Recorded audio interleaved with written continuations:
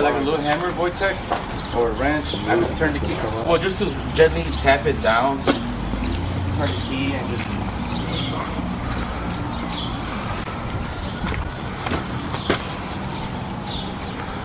Okay, good morning. We're here. We'll get the ambient, but right off the top of my head, I bet you the ambient's about 40, 45 degrees. We're here to do a CTS on central air. Customers on the northwest side of Chicago. We want to pull the disconnect, but there's a lock in here. We've sprayed some WD on. We've tried to put some liquid wrench on it.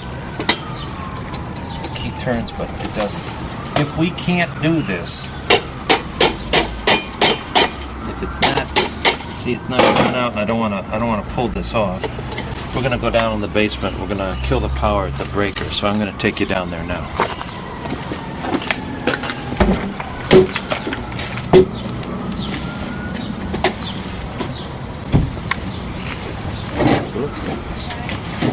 Yeah, you can.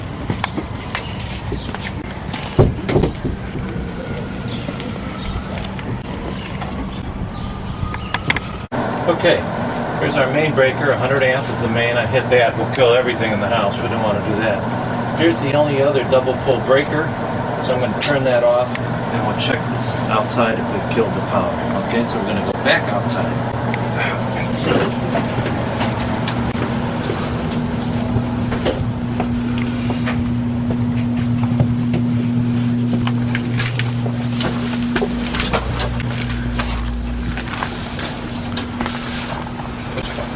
Okay, I gotta get you guys involved. Here's a 5/16. Somebody can take that off.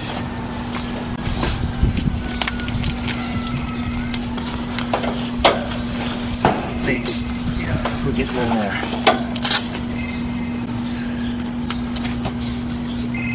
Good morning, Mike Voitik. I'm doing fine. We're in the backyard. Oh, that was quick.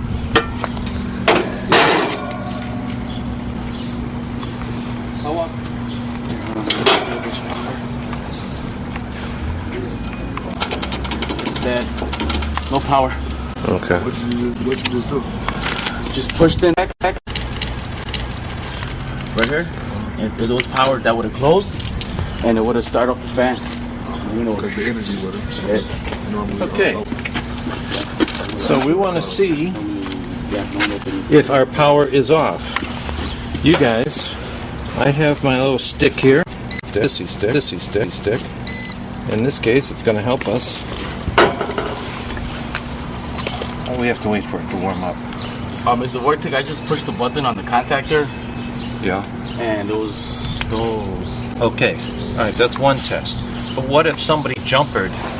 What if one of the breakers? Remember, there's a double breaker there. Okay. What if internally that breaker did not open?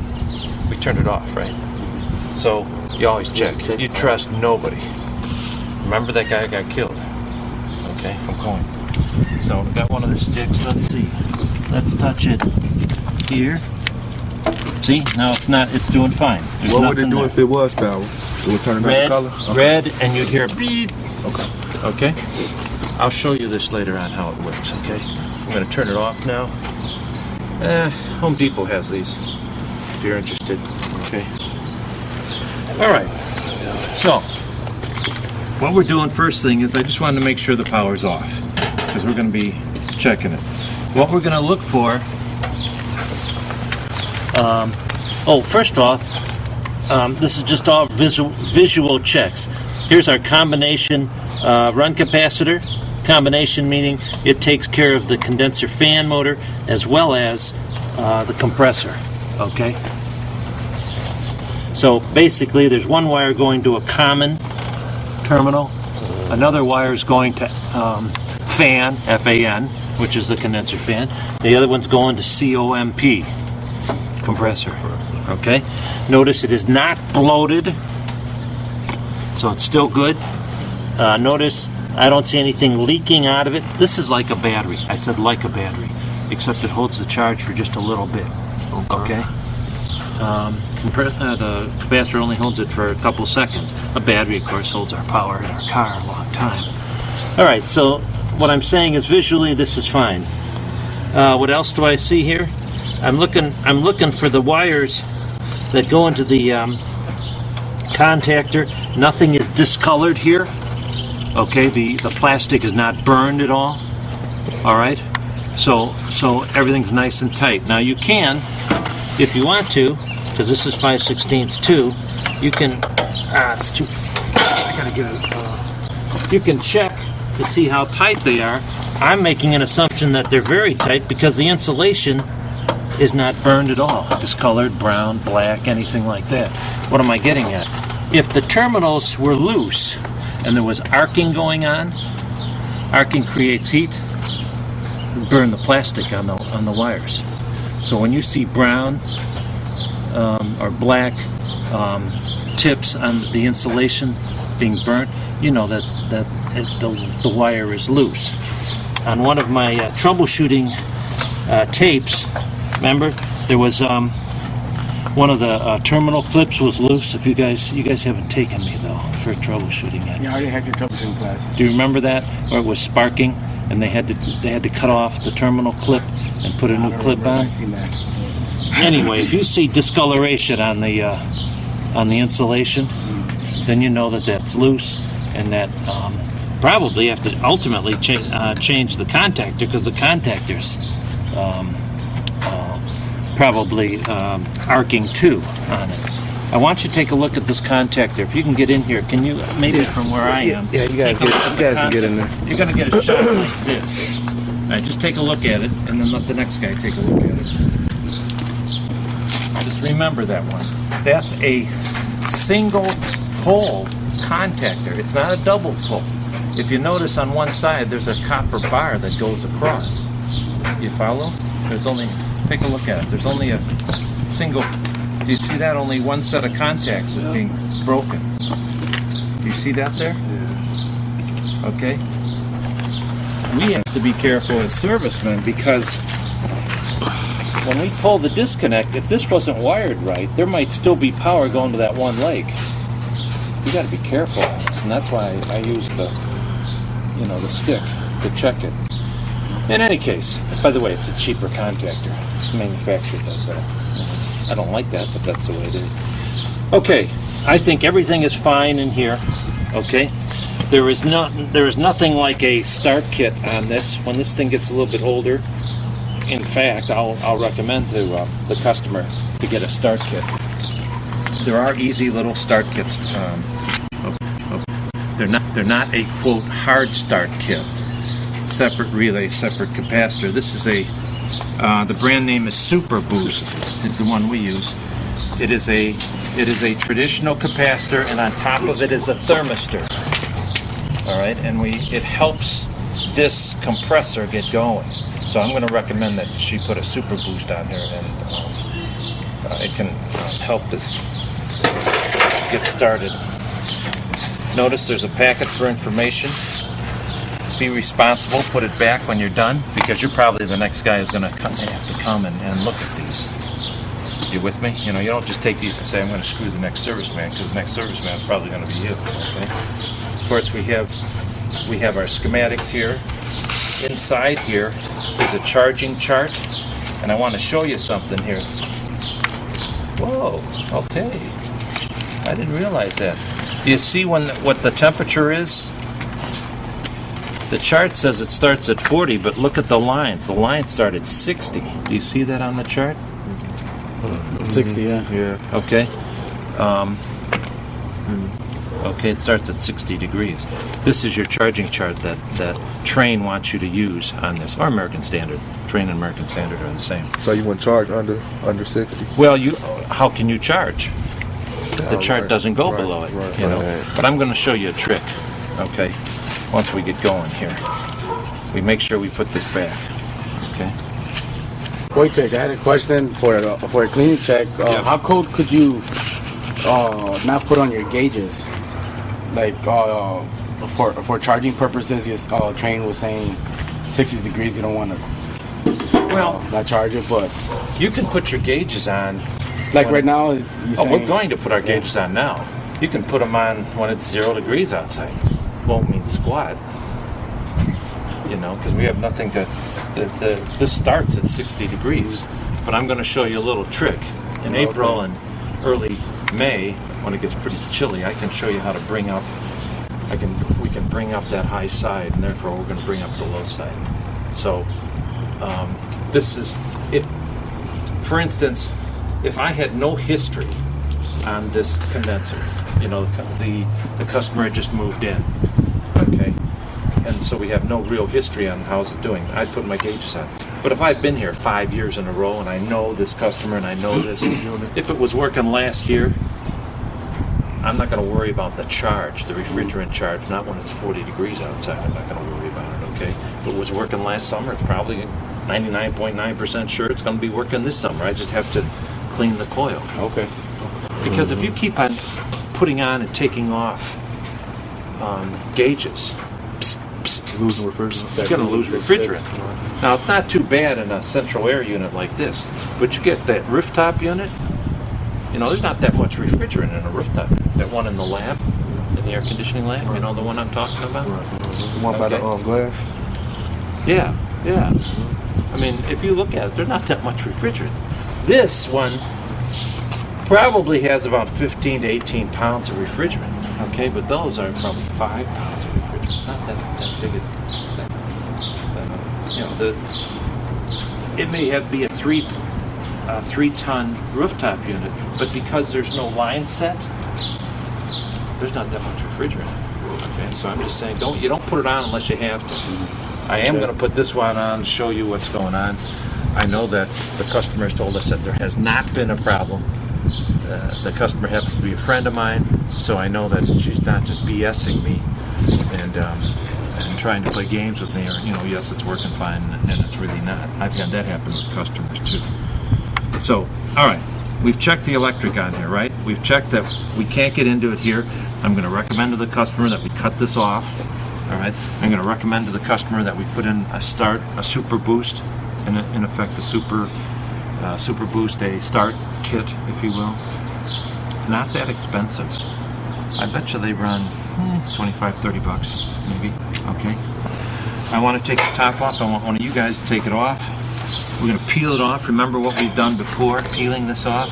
Not this one, but I meant in the lab, if you guys were with me. I want to take a look inside, what's going on inside this. Inside the coil by the compressor.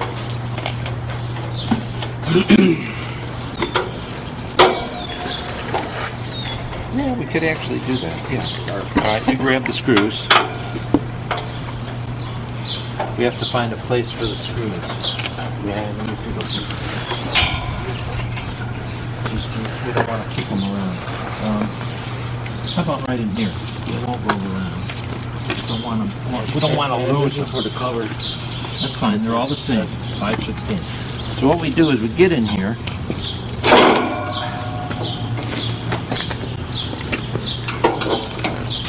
Now we have to be careful of the wires. See, it's going to come out. See how it's coming out, guys, or not?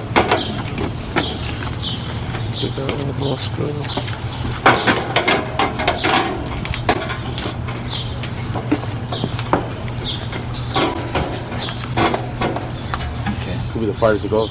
Yeah, it's as far as it goes. Get that power running to the fan. Back here. All right, so we can't. It's not going to give us access this way.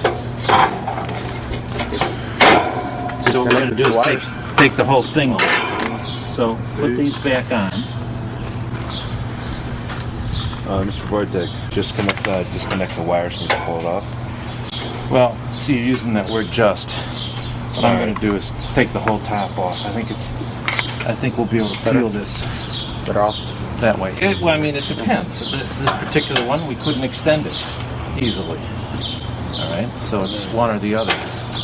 And quite frankly, I'm not going to spend a lot of time fighting this thing. I'm just going to go another way of doing it. We'll take these screws off.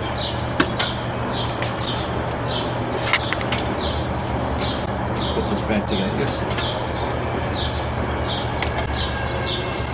Another thing too, you don't want to strip these things, okay?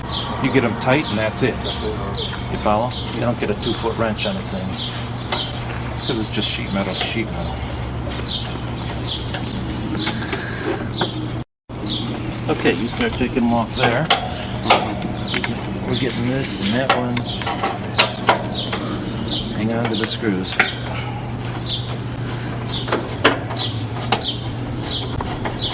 Now, if you know you're going to be doing this, you know, sometimes you can pull a truck in, you know, on a pad. Bring your drill. With a 5/16, then you're going to have to pick, when you buy your drill, your portable drill, get a 5/16 and a 1/4 inch nut driver. All right. And then zip, just unscrew it. Zip, zip, zip all the way around.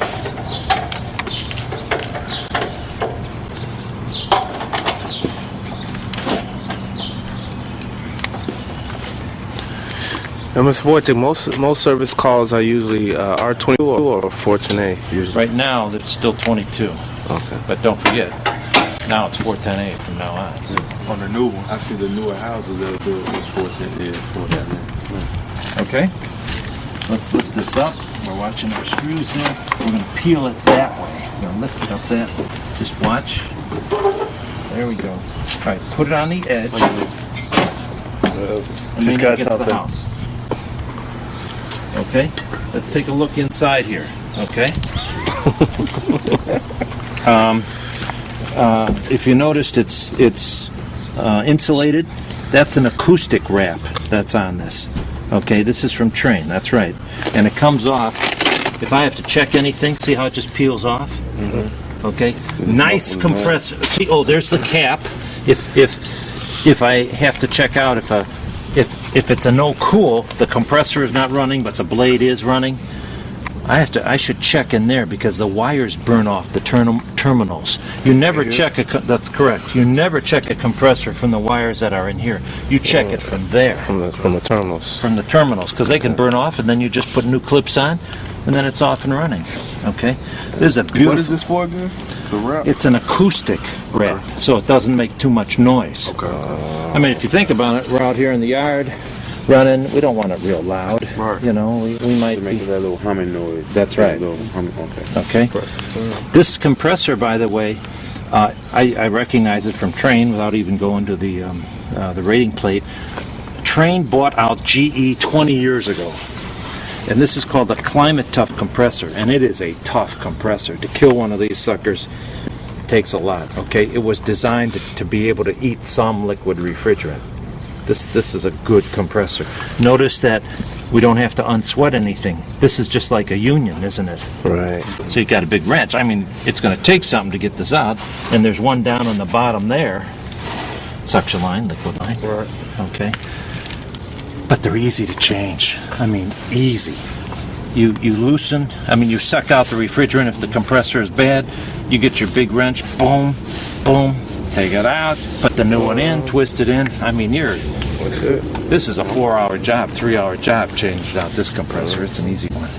Okay, not too much crud. I'm going to put this back together, guys. Oh, notice one thing. Is there a crankcase heater? There is not a crankcase heater.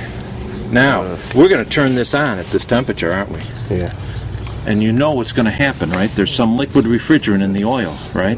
The suction line. And it's just like a can of pop. When you open a can of pop, psh, all that stuff, sometimes the pop foams up and all that.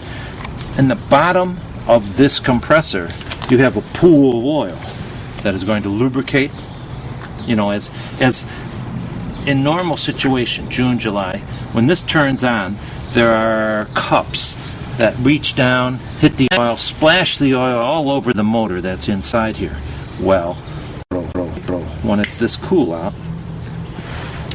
that oil is going to foam up because we're going to drop the pressure on the top of the surface of the oil. There's liquid refrigerant there. That thing is going to foam like a Coke being opened up, and then that foam goes into the system through the hot gas.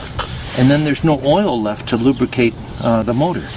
So I'm going to recommend the customer that they put on a belly band heater, a crankcase heater. What we're talking about is a heater that's going to drive that liquid refrigerant out. I don't. Looking for my tape measure.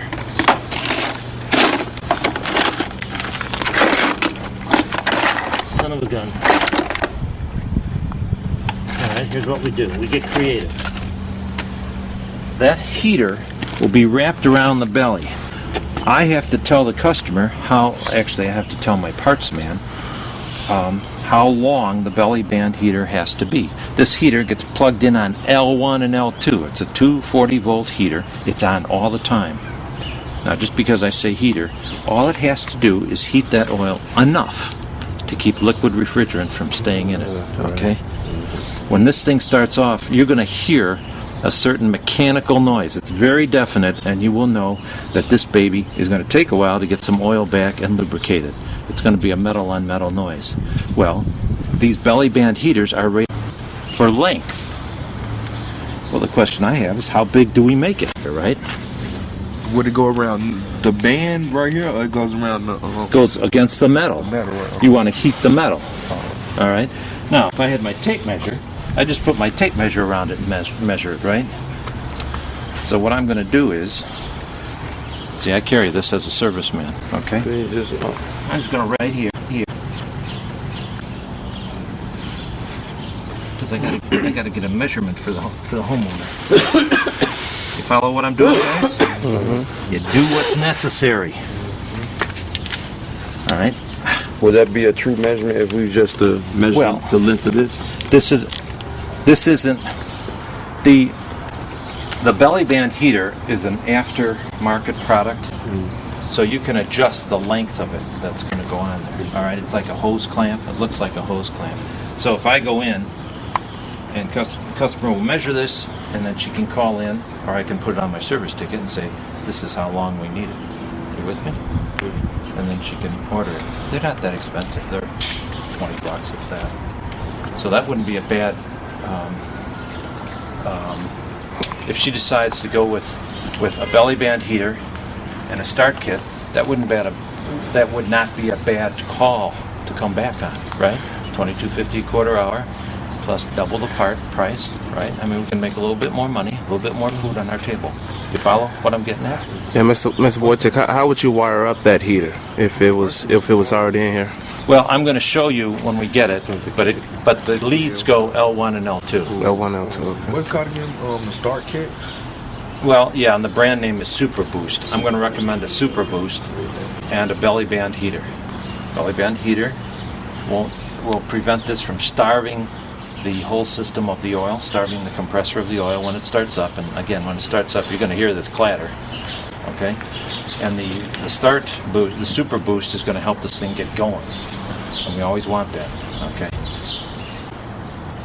you with me so far, guys? Yeah. Yes, sir. Okay. Now, I'm going to put this all back together because we found it that way. We leave it that way, right? It's a zip lock or Velcro fitting. Okay, there's not garbage, there aren't any dead mice, and you will find dead mice in here sometimes. I don't have to clean it up. Now, look at the outside. The outside's not too bad, is it? All right, but we're going to get in there and hose this off. We're going to hose off from the inside and then to the outside. Okay? Guys? So, we're on concrete right here. So I am going to hose it off now. If it was pure mud, I would hose it last. I know that they're not working mud. Okay? And quite frankly, this surface is not as filthy as I... What are you exactly looking at? The outside? This whole... No, outside of the coil. I mean the coil, yeah. Yeah, it's not that filthy along the outside of it. Meaning I'm going to be able to get a pretty good reading on it. And then I would clean it last because I just don't want to work in mud. But the water's going to come off and go to the mud there, but not right here. Okay, so... Are they usually more dirty than this?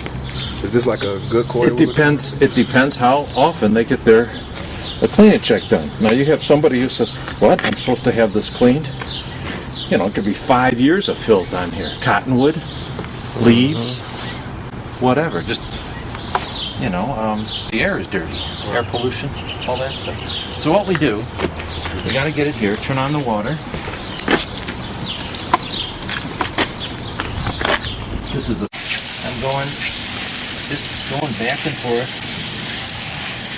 I'm pushing the dirt off this way. And then I'm gonna go from the outside to the inside, okay? You guys can do it.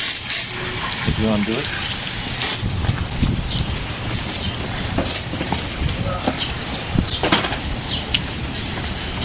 Basically, just work. I'm sorry? Yeah, from the top to the bottom. Go from the top to the bottom, the dirt is running down. If I go from the bottom to the top, Gravity, like gravity. I'm putting dirt, I'm putting old dirt on new fins. So have you gone all the way down to the bottom? Okay, keep going, you're doing fine. Voitik, to wire up that super boost to the unit, did you have to wire it series to the start?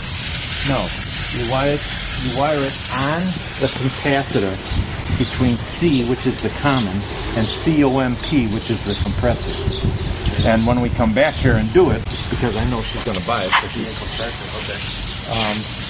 And I'll pass the word to you guys. We'll come back on a Saturday and we'll put this baby on. It'll be done in a half hour. We earn, what is it, $45 plus what we earn from doubling the price on the parts. So it's not a bad cost. Where to see? C and then COP. The super boost gets wired on the run capacitor. One terminal goes on C, one wire goes on C, the other wire goes on COMP, the compressor. So what's that? If we just didn't know that knowledge, when we bought it, would it tell us like? Yes. Every part you buy as an installation. Everyone needs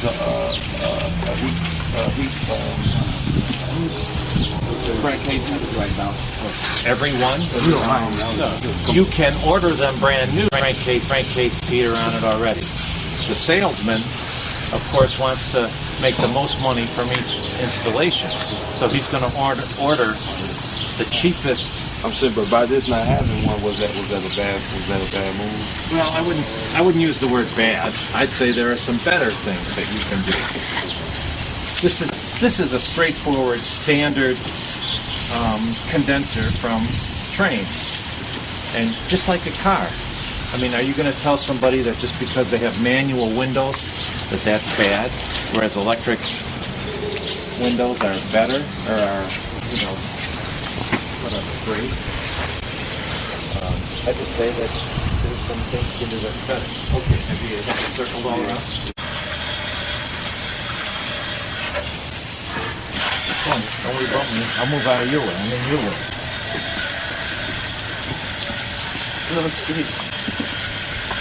So you can spray the over here with the capacity and No, you don't spray in there.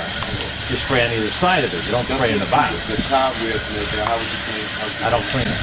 Either that or use a brush it out. They're not hurting anything. Spiders are going to get in there whether we like it or not, you know.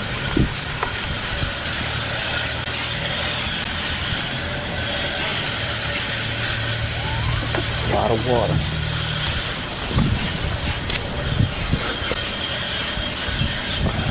Ooh, watch out for the grass. Yeah, I'll get some pigs. Can you see the dirt coming off the condensing coil? Yeah, the water as it comes off. Man, at least I have my head up, boy. Ooh, don't want to track that in the house. We can hose off some these.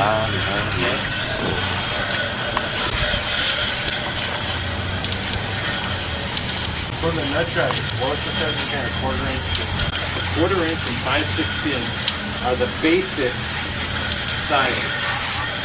Okay, as far as buying nut drivers, first you get a set.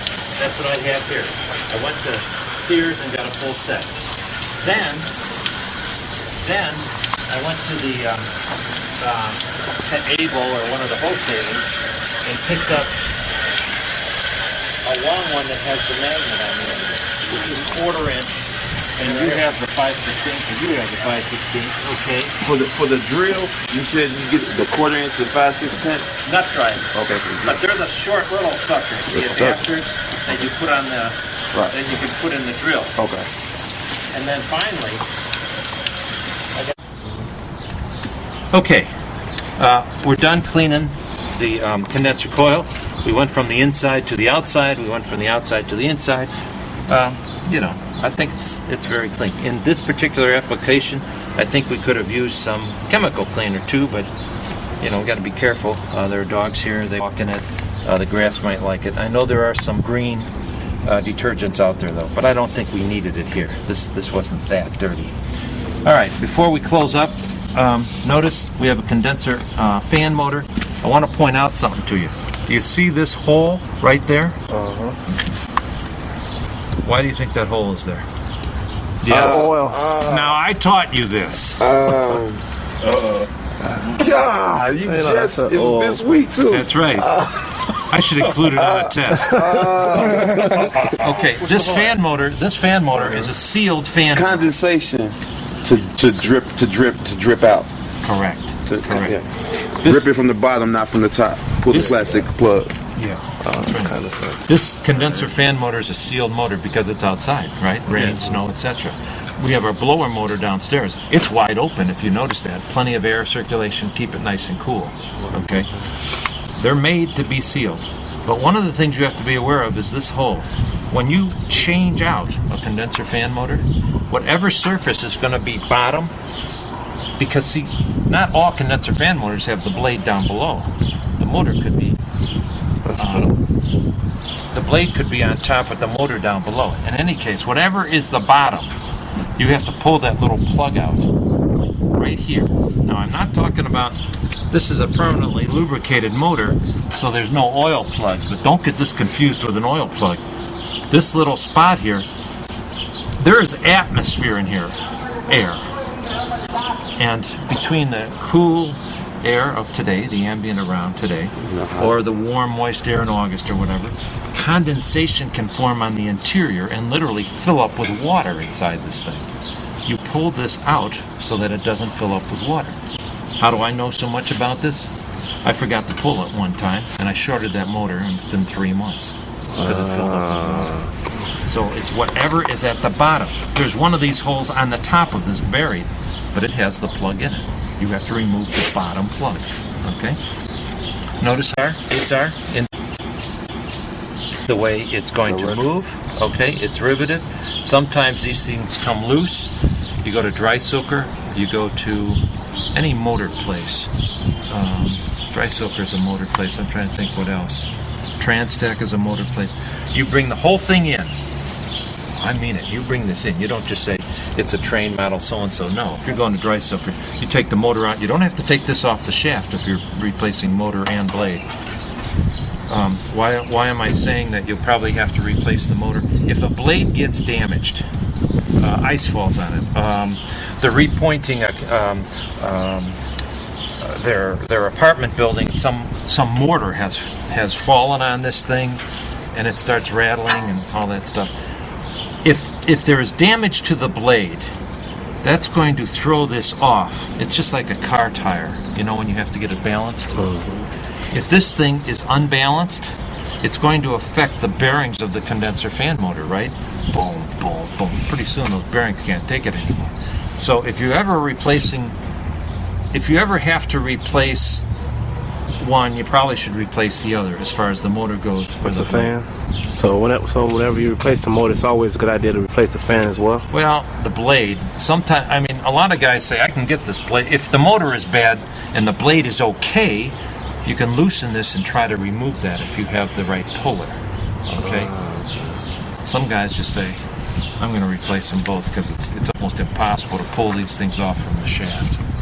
You with me? All right, it can be done. Have I done it? Yes, it is. But I guess my main point was, if the blade is bad, replace the motor. If the motor is bad, you don't necessarily have to replace the blade if you can get it off the shaft. But sometimes it's almost impossible to get off the shaft. Okay? You use some liquid wrench, etc. You get in there, you can play with it. See what they have here? See what they have here? You know what those are? Come on, you guys have worked on car wheels, tires, and all that stuff. I do. I pull, you know, when I change it. Help balance it? That's right. These are weights. See, one is bigger than the other. So this blade is balanced. if they throw these things, you find these on the floor, you can bet that they flew off and the bearings are going to go on this motor. Okay, we're done with that. Let's get going with the refrigeration. I need you to take this and help me. Now look at what we're going to do here, guys. This is going in this area right here. You with me? Okay, so we got to get this down. 50 for a car, goes with the motor. It's supposed to make everything move better, the pistons and all that. I think this is like that to help the oil out. Now I have no background on it. I can't say. She wants to see It's a new product. it's a new product. It supposedly will save energy. I don't know. She wants us to put it in, I'll put it in. North Star pushing it. It's something North Star. They just don't know. Okay, and so we're I'm saying, is this something that North Star wants you to push on your customer? I don't know. We have to, what we are doing, as with many new things, they give us, the wholesaler will give us a trial. Okay. We put it in our own units, so we see what's going to happen. Okay, that's how we did it with UV lights. And man, I remember when about 5 years ago, one of the ladies in the office has a son who has emphysema, and they used the UV light for one night, and it made a big difference with the kids breathing. The UV light kills the bacteria in the air. I seen in the AC lab, they got a little model in the AC lab. And it did the job for him. He could sleep through the night without taking medicine to sleep. Every night he had to take medicine. This UV light was killing all that. So I am saying wholesalers will give us samples, and they say, why don't you try it out? Okay, I'm willing to try it out. You mount that inside the ductwork, right? The UV light, yes. And it stays on all the time. That's a different discussion. Okay. All right. So, we want to get this thing up and running, and then we'll add this. Since we're coming back here, I'm going to recommend to Laura that we don't put this in now, that we wait till it's warm. Because I am going to put the screws on her to get that belly band heater and get the super boost. You with me? And hopefully when we come back it'll be warmer. All right. So I'm not going to put this in today. You with me? Yes. Okay. All right. Now, let's take a look at our access fittings here. See, they're way in there, aren't they? Yeah. I have to take that. Play it off. Yes, we got to remove that little cover. I think I have it right here. Okay, this was installed by installers. You know why? You know why I know why? Well, It's inaccessible to the service guys. Okay? they don't think about it. Being a serviceman will make you a better installer because you'll think about it. Now, I don't know if you can get to Well, it I there. already took off the little cover. Okay, now, take off, see the two caps here? This cap and that cap? Yeah. Take those off.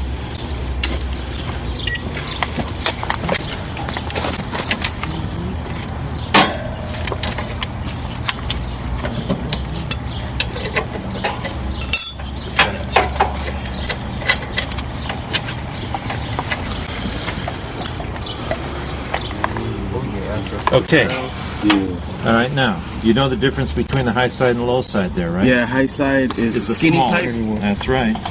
This is going to go on the low side, not the high side. Low side. Okay. I wonder how they do that. Excuse me.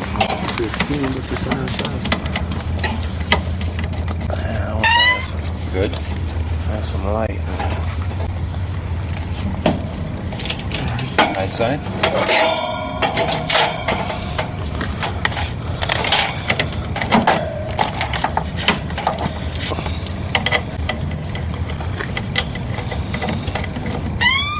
Okay. Now, guys, I noticed that I had no refrigerant on these gauges when we put this in. So what is in these lines right now? Air. 1, 2, 3. 1, 2, 3. You with me? You've done this before, right? In 101? Okay. We're going to get this out of the way. And normally I use the disconnect to hang up my gauges. Now, just based on my experience, I know that there's a goodly amount of refrigerant in here. You with me? You can see it's about, 85 or so. Now, of course, we have to get this thing up and running to really check it. I'm just saying that at first sight, I know that we're not going to have a problem with this. That's a big reading? count. That's a reading? Well, I said a reading, not the reading. Okay. All right, the reading is when we get this thing running. Okay? But I'm just saying I know it's not flat. Right. There's refrigerant in there, I can tell that. Okay? So, what we're going to do, I'm going to run in there. We're going to turn on the... There you go. All right, we're up at the thermostat. We've been having trouble that the condenser is not coming on. We've reset the breaker. We have line voltage outside, so we have 240 volts outside.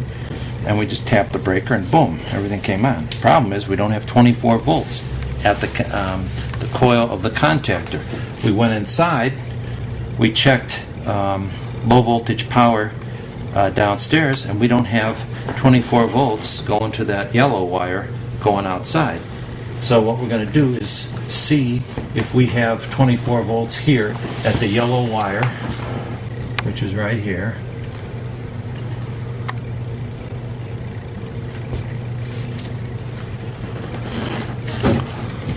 This is Y. There's the little letter Y.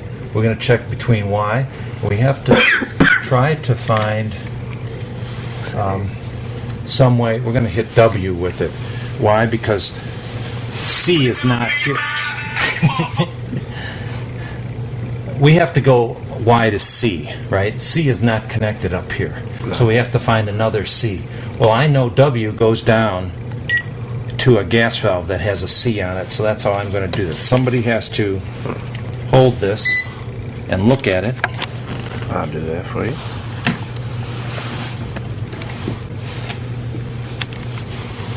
All right, we should be getting, here's Y. And I'm going to use W because right now we are not on heating, right? We're on cooling.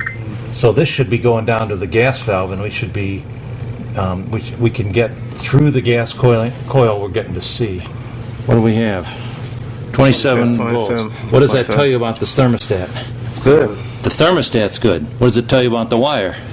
Not good. Wire's not good. Wire's not good? Not so good. Okay. Somewhere between here and downstairs, the wire is broken. Short. Or not wired. Not shorted. The transformer would be fried if it was shorted. Do you understand what I'm saying, guys? We got 20. We have 27 volts at Y. But why don't we have 27 volts downstairs on the yellow? That's the question. You with me? Yeah. Okay. Let's go down and recheck our work. Why am I breathing so heavily? Because it could be that this wire is too small for what we want. Remember, I always like 18 too. This is 20 gauge. This is 20 gauge, right? Way too light. I What don't could like be it. some of the reasons why, like, it was working, I guess, last season, but now it's...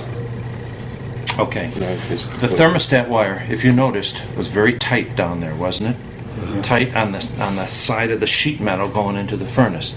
Did you see that? Yes? No? Yeah.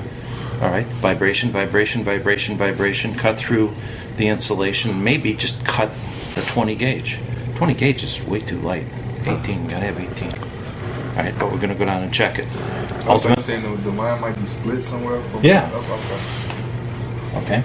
We're gonna go down. I'm gonna put this back here because we're done here because we found out that the thermostat's okay. Correct, guys? Yes. No. Yeah. Okay.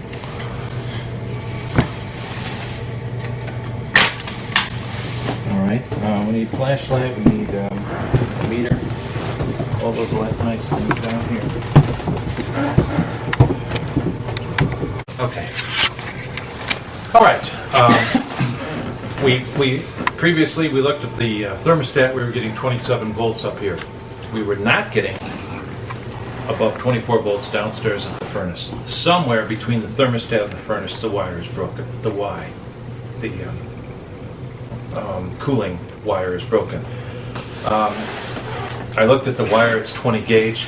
It should be 18 gauge. We're going to order 18 gauge wire for conductor wire, and we're going to replace that wire somewhere it's broken, and we'll pull a new one. We'll use the old wire to pull the new one. That'll be our next installment.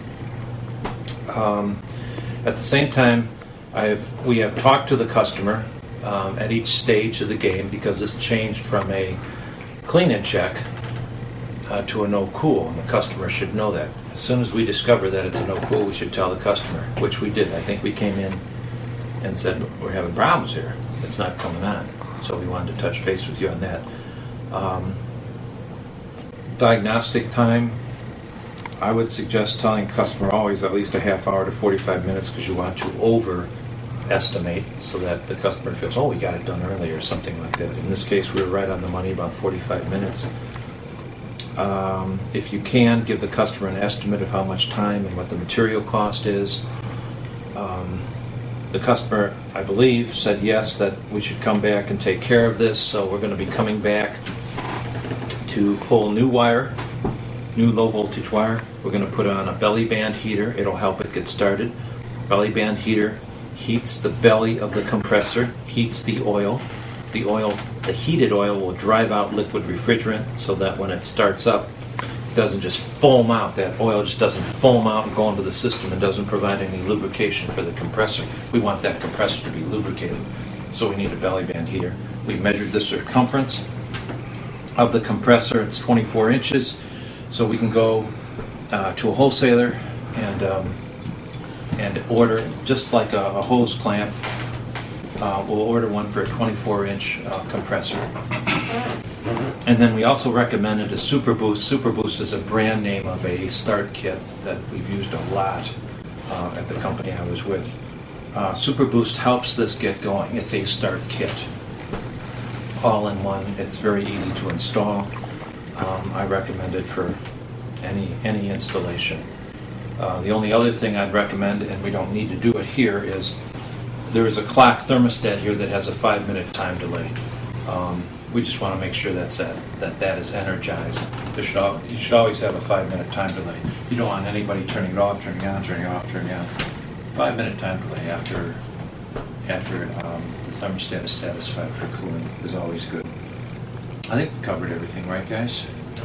On that? Customer? Miss Customer? Bolt cutters for For the disconnect. Yeah. Bolt That's cutter. true. We found, on this job, we found that there was a lock on the disconnect, and that can happen. Some neighborhoods, people steal the pole, the disconnect pole. And we couldn't get this lock off. The key was the right key. We sprayed some WD to try to get it in there. We couldn't do it. We have a couple options. One is we can bring a Sawzall, cut it, or if there's a bolt cutter, if somebody has a bolt cutter, we can cut it. But we should, that should be addressed. Okay, as servicemen, we should address that problem. We shouldn't have to run and turn on the breaker and then come out. So that's another problem we should address. Okay. And then, as I said, next Saturday is Holy Saturday. I can't come back, so it'll be 2 weeks. We've got to put it down in pencil. 2 weeks, and we'll talk about it. That's so that you guys know. Okay, in 2 weeks, if you're interested. You want to wait to use the container that you brought outside?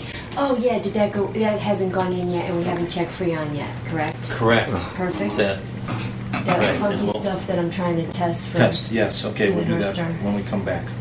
Yeah, for the belly band at 2 feet, 24 inches. For a clamp for it? Yeah, it comes right with it. When you go to the wholesaler, you just say it's too. Or I call it in and have it delivered? There you go. Exactly. All Okay. right. All right, we'll see you in 2 Spot, weeks then. spot it. Yes.